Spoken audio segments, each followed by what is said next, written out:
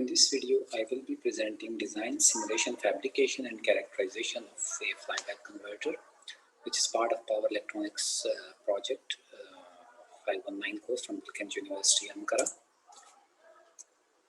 The sequence of the presentation is design and simulation in LT-SPICE, and then schematic and PCB design using Diptrace, transformer results, fabrication and converter results, and specifications.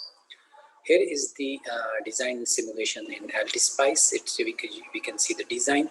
Input is applied at the primary from the output of the half-wave rectifier, and output of the converter is taken from the secondary of the transformer, which is isolated from the primary. The feedback, there we also included a tertiary winding for the feedback to our switching IC. Here we have an ideal switch, but actually we will replace this with LMK562, which needs a feedback. We will be seeing in the coming slide. The Snubber network is also an important part of the flyback converter because in order to make sure the continuity of the current when switch is off. Here are the results from LT-SPICE simulation.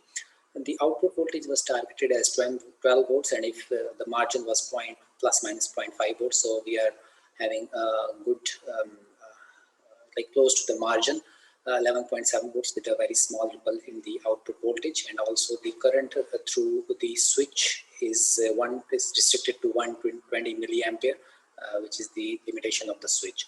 Also, we can see voltage across the switch. The purpose is here to show that the switching MMIC, when the switch is off, the voltage appears across the switch, and it should be less than 650 volts.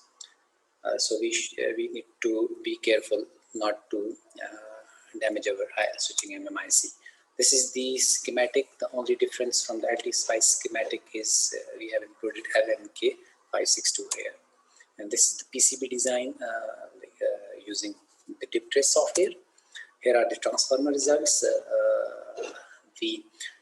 These transformer results from the primary and the secondary, tertiary were close to our calculations, and also used what we have, the values which we have used in the simulations. And also we need to check the phases of the transformer windings to properly assign the dots of the transformer before soldering to the PCB. This is the fabricated PCB with soldered components, and here are the converter results. 46 volt was the 46 ohm was the resistor used in simulation, but we increased the load, and for 33 ohm we got the efficiency of 79.7% with a decent output of 4.14, and these results are for 220 volt RMS from the input supply. Thank you very much for watching this video.